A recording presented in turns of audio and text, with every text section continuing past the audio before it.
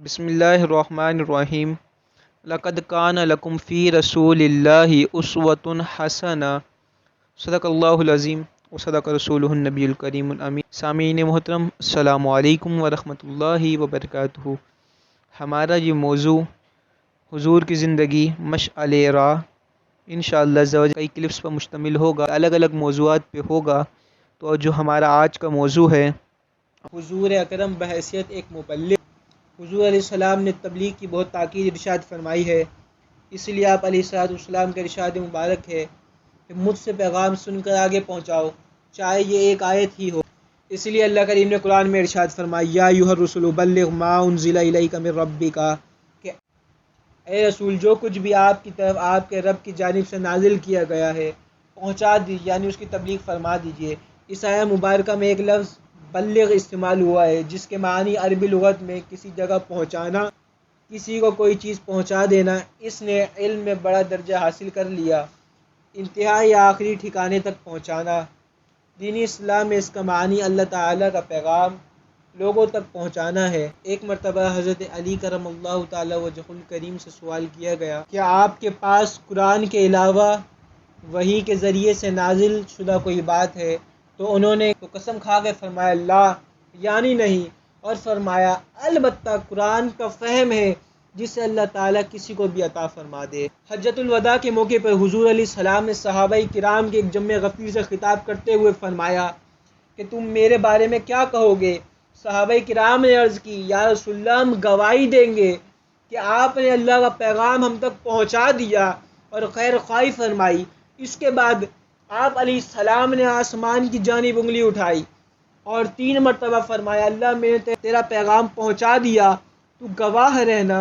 اس سے ہمیں پتہ لگتا ہے تبلیغ ایک بہت اہم فریضہ ہے جو اللہ کریم نے اپنے انبیاء اور رسول کو ہماری اصلاح کے لیے دے کر بھیجا۔ لیکن یہ بات یاد رکھیے گا، تبلیغ کے بڑے اجر ہیں، لیکن جو 2 اجر وہ بہت اہم ہیں۔ ایک نیکی کی اشاعت ہے، دوسرا برائی سے روکنا۔ تبلیغ کے بارے میں اللہ تعالیٰ نے کچھ احکام نازل فرمائے ہیں۔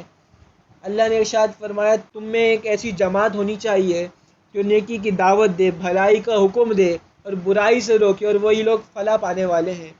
اور ایک اور مقام پہ فرمایا، تم سب سے اچھی امت ہو جو لوگوں کے لیے ظاہر کی گئی ہے، تم اچھے کاموں کا حکم دیتے ہو اور برائی کے کاموں سے روکتے ہو۔ ویسے تو قرآن کریم میں کئی جگہ تبلیغ کا حکم ہے، لیکن اللہ تعالیٰ نے 11 مقامات پر تبلیغ کا واضح طور پر ذکر کیا ہے، جبکہ 25 صورتوں کے اندر 37 آیتوں میں ضمناً بھی آیا ہے۔ اللہ تعالیٰ نے ارشاد فرمایا، پیغمبر کے ذمے تو صرف خدا کا پیغام پہنچانا ہے، اور جو کچھ تم ظاہر اور مخفی کرتے ہو خدا کو سب معلوم ہے۔ حضور نے تبلیغ کی بہت زیادہ تاکید فرمائی ہے۔ آپ علیہ السلام کا فرمان جو میں پہلے پڑھ چکا کہ میرا پیغام پہنچا دو اگر ایک آیت ہی ہو۔ حضور کو سب سے زیادہ عزیز جو تھی وہ تبلیغ تھی۔ اس کی خاطر آپ علیہ السلام نے بڑے دکھ جھیلے۔ پہلی وحی کے بعد دوسری وحی کا وقفہ جو ہے وہ تقریباً 3 سال رہا، اور اس عرصے میں آپ صلی اللہ علیہ وسلم نے تبلیغ کا فریضہ انجام دیتے رہے، مگر اب وہ وقت آ چکا تھا کہ آپ علی الاعلان تبلیغ کریں۔ چنانچہ ارشاد ہوا کہ اپنے نزدیک کے خاندان والوں کو خدا سے ڈراؤ، ان کو خدا کا پیغام دو۔ احادیث و تاریخ میں ہمیں جب تبلیغ کی بات آتی ہے تو تبلیغی اجتماع جو ہے وہ سب سے پہلا اجتماع حضور علیہ السلام کا جو تبلیغی اجتماع ملتا ہے وہ کوہ صفا پر چڑھ کر حضور علیہ السلام نے لوگوں کو پکارا، یا معاشر القریش، لوگ جمع ہو گئے تو آپ علیہ السلام نے ارشاد فرمایا کہ اے لوگوں، اگر میں تم سے یہ کہہ دوں کہ پہاڑی کے پیچھے ایک فوج ہے، ایک لشکر ہے جو تم پر حملہ کر دے گا، کیا تم یقین کر لو گے؟ سب نے ایک آواز ہو کر کہا یقیناً، کیونکہ آپ روز اول سے ہی صادق اور امین ہیں۔ اس پر آپ علیہ السلام نے ارشاد فرمایا، تو میں کہتا ہوں کہ اللہ ایک ہے، اس پر ایمان لے آؤ، ورنہ تم پر گزشتہ امتوں کی طرح عذاب نازل ہوگا۔ یہ سن کر پورے قریش واپس چلے گئے۔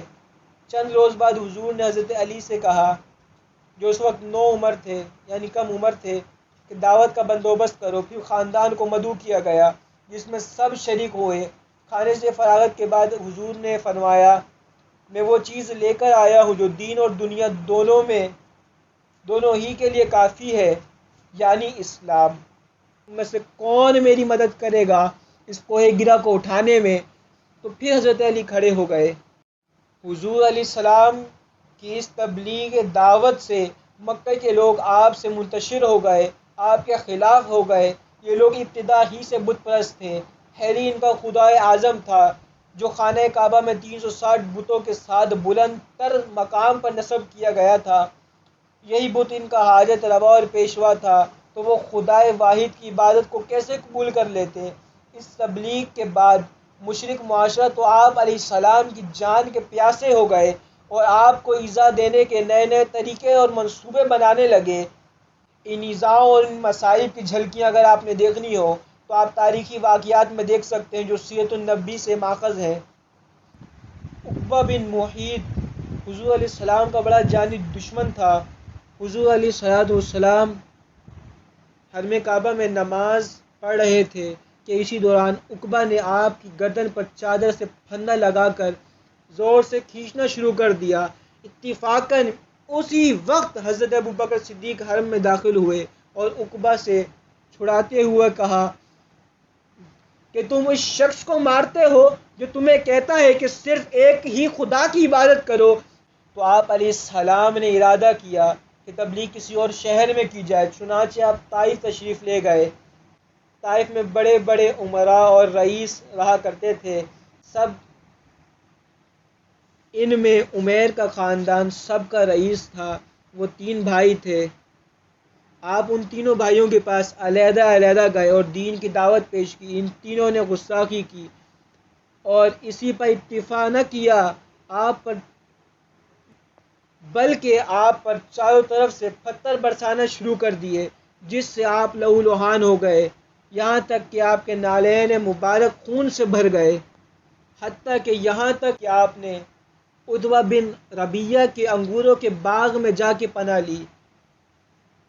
عتبہ بن ربیعہ نے آپ علیہ السلام کی یہ حالت دیکھ کر اپنے غلام ادیس کے ساتھ انگوروں کا تحفہ بھیجا۔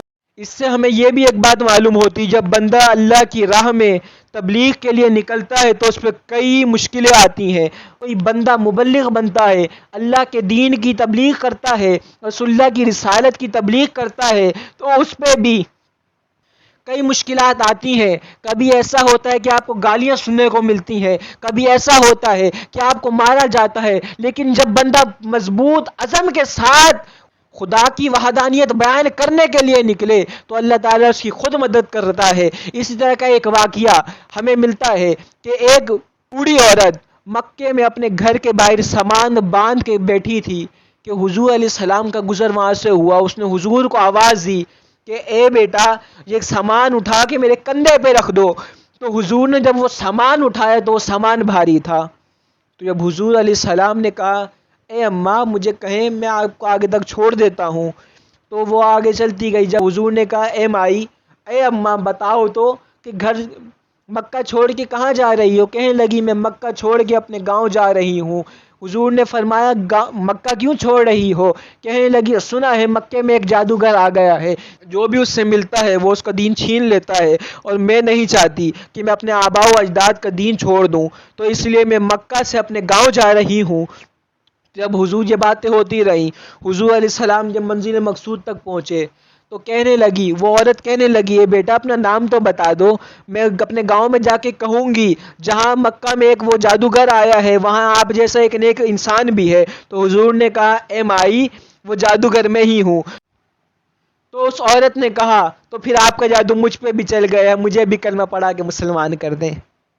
اس سے ہمیں ایک بات معلوم ہوتی ہے، تبلیغ صرف زبان سے نہیں ہوتی، کردار سے بھی ہوتی ہے۔ حضور نے یہ تبلیغ کی ہے وہ زبان سے بھی کی ہے، کردار سے بھی کی ہے، اور تبلیغ اس طرح کی کہ کوئی آپ کی بات سن لیتا وہ اس کی لذت سے مسلمان ہو جاتا تھا۔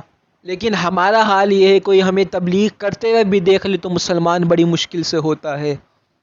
تو ہمیں چاہیے کہ ہم حضور علیہ السلام کی زندگی مبارکہ سے سبق حاصل کریں کہ مبلغ ہوتا کیسا ہے۔ مبلغ تو وہ ہوتا ہے جس کو دیکھ کے لوگ ایمان لے آئیں۔